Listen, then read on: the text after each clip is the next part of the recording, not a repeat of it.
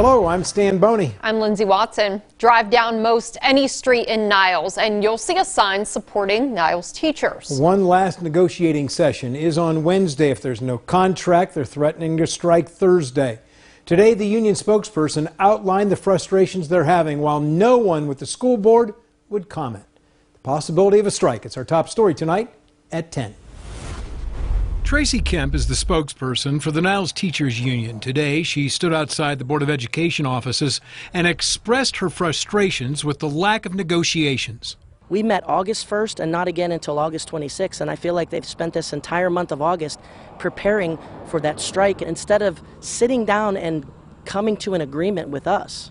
Teachers Union officials claim the school board is paying a Cleveland attorney $350 an hour and a Michigan security firm to help prepare for a strike.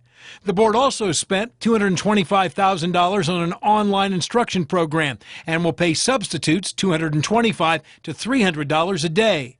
Friday night's football game has also been canceled. We're putting these kids in the middle of this, and that's not fair.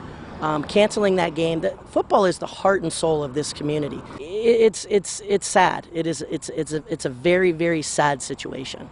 The Niles Teachers Union has filed unfair labor practice charges against the school board. It shows that the board is not bargaining in good faith.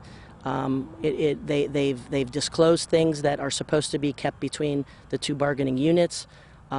They've used members of the board to talk to friends that were in the teachers union to try to feel out and see where they were on this. Salary is the only item holding up an agreement. The base salary of Niles teachers remained the same in 5 of the past 10 years. Their base pay is the second lowest in Trumbull County. Kemp says some teachers were told the money's there, but the teachers never asked for it.